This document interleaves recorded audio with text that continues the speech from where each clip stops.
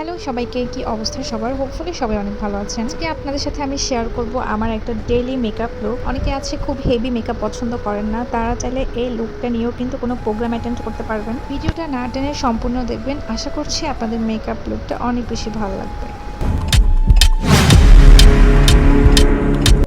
সবার প্রথমে এখানে আমি একটা আইব্রো পমেড দিয়ে আমার আইব্রাউসগুলো আর্ট করে নিব। অনেকের আইব্রাউস অনেক বেশি মোটা এবং ঘন থাকে এবং তারা আইব্রো প্লাগও করেন না, কোনো সমস্যাই নেই। অনেক মোটা ভ্রু কিন্তু আমরা শুধু একটা পমেড এবং কনসিলারের সাহায্যে সুন্দর করে কার্ভ আউট করে নিতে পারি। আর্ট করার পর একটা কনসিলারের সাহায্যে এরকম একটা ফ্ল্যাট ব্রাশ দিয়ে সুন্দর করে কার্ভ আউট করে নিচ্ছি। তারপর একটা ব্লেন্ডিং ব্রাশের সাহায্যে সুন্দর করে এটা ব্লেন্ড করে নেব। এই যে দেখেন, আমি সুন্দর করে আমার দুটো আইব্রাউ সেট করে নিলাম কনসিলার এবং পমেডের সাহায্যে। এখন আমি আমার পছন্দের প্রাইমারটা আমার ফেসে দিয়ে দিচ্ছি। এই প্রাইমারটা কিন্তু আমাদের মুখে থাকা ওপেন পোরসগুলোকে ফিল আপ করে দেয়, এতে করে আমাদের মেকআপটা অনেক স্মুথ এবং ফ্ললেস হয়। এখন আমি একটা হোমমেড ফেস ইলুমিনেটর ইউজ করব, এতে করে মেকআপটা অনেক বেশি শাইন করবে। এটা আমি হাতের সাহায্যে ব্যবহার করতেছি এবং হাত দিয়ে সুন্দর করে এটা আমি ব্লেন্ড করে দিব আমার ফেসে। এই ইলুমিনেটর ব্যবহার করার পর আমি একদম হালকা করে ফাউন্ডেশন ব্যবহার করে নিচ্ছি। এখানে আমি মিক্স ম্যাচ করে ফাউন্ডেশন ব্যবহার করছি। যেহেতু আমি একটা লাইট ওয়েট মেকআপ করতেছি, ডেইলি মেকআপ, তাই আমি খুব অল্প পরিমাণে ফাউন্ডেশন নিলাম এবং এটা আস্তে আস্তে করে ব্লেন্ড করে ফেললাম। এখন আমি এইরকম একটা ব্রাশের সাহায্যে কম্প্যাক্ট পাউডারটা আমার ফেসে একটু একটু করে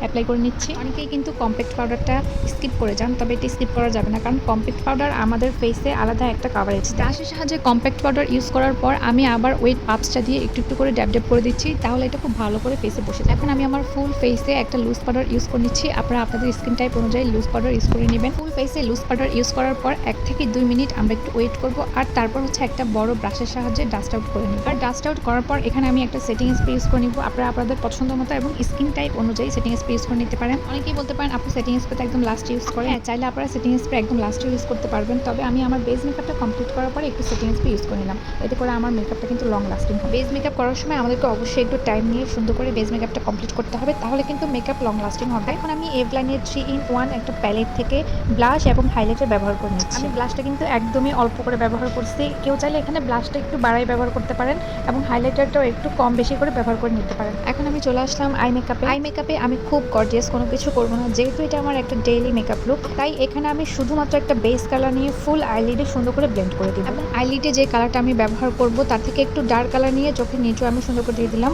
এবং সাথে আমি চোখের কর্নারটাও হাইলাইট করে নিলাম। এখন আমি চোখের নিচে ওয়াটার লাইনে একটা নোট কালারের কাজল ব্যবহার করে নিলাম। তারপর একটা আইল্যাশ কালার দিয়ে আমি আমার আইল্যাশগুলো একটু কার্ল করে নিব, এতে করে আইল্যাশগুলো একটু ভলিউম দেয় এবং দেখতেও অনেকটা ভালো লাগে। আর সবশেষে এখানে আমি একটা ওয়াটারপ্রুফ মাস্কারা ব্যবহার করে নিচ্ছি।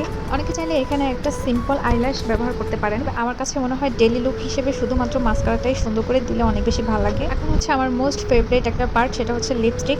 এখানে আমি একটু গাঢ় কালারের লিপস্টিক ব্যবহার করলাম, কারণ যেহেতু ফুল লুকটাই একদম সিম্পল, তাই আমার কাছে মনে হচ্ছে একটু ডার্ক কালারের লিপস্টিকই ভালো লাগবে। আপনারা চাইলে এখানে আপনাদের পছন্দ মতো লিপস্টিক ব্যবহার করে নিতে পারেন। তো ফাইনালি আমার মেকআপ লুকটা কিন্তু একদমই কমপ্লিট হয়ে গেছে।